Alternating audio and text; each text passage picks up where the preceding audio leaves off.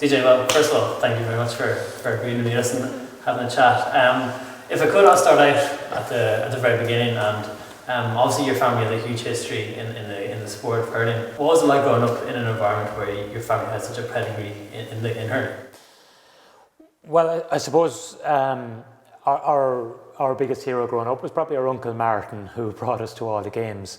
My Aunt Peggy, we went to see her playing in 4 All-Ireland Camogie finals. So she was on the Kilkenny team that won the first 4. For us, we grew up in an environment where there was 20 odd boys in the class, and most of them hurled. Sure. So it was more in that environment rather than the history of what was there, because I think in a lot of cases the history is made out afterwards when you grow a little bit, rather than knowing the person, because I'm sure young guys of today who are 5 or 6 or 7 or 8 don't really know. They might know the name, but don't really know the history of any player. That only comes later on. Yeah. And what would be your earliest memory of you with a hurling hand?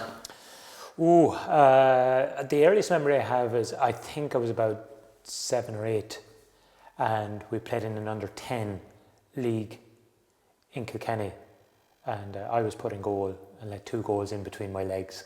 So that was my earliest. Then they moved me out the field, and I think I got the 2 goals that I had let in under the legs. So made up for it, yeah. From moving up from under 14s, you went on to under 19s and minor, and eventually on to senior as well.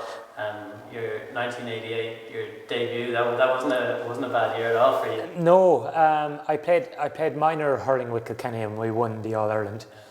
We previously won the colleges actually, then won the minor All Ireland with Kilkenny, and that same league for the younger viewers, they wouldn't realise it, but at that time the National League was played in October. So you had 4 matches in October, between October and November.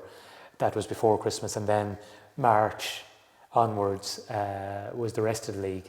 So I was brought onto the Kilkenny panel for that league, and I played in one of the matches, again in goal. Yeah. But just brilliantly exciting to be part of a panel. And I was playing with my heroes. You had Joe Hennessy, Ger Henderson, Ger Fenley, Liam Fenley. Guys like that I was playing with. So how many people can say that they played with their heroes? I'd like to go on to 91 and winning your first of 9 All-Stars. That was another great season for yourself. Can you remember what it was like winning that first All-Star? Obviously the first All-Star is, and any All-Star is brilliant. But I think the All-Ireland medal is the most important. That's where it's most.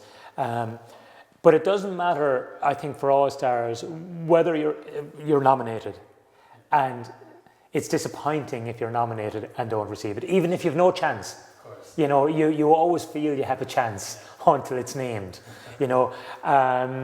Again, it's the way modern times have changed, but a huge amount of guys missed out on All-Star awards because they would have been sent off in that year. So if you were sent off in a club match or a county match or anything, you automatically were ruled out of being able to get an All-Star, no matter how good your year was. Yeah. So, and I think in a lot of ways, I like that discipline, because I think in some cases now, I see it now that when the year is finished, as in a guy is going out of a championship or going out of a certain competition, the tendency is to maybe hit a real bad blow, get sent off, but there's no suspension unless you're playing in that same competition next year.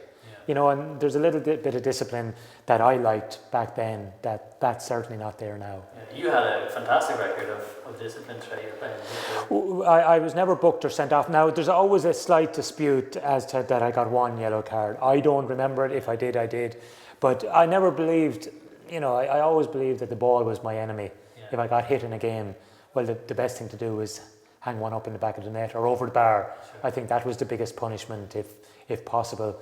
And that's just the way I played.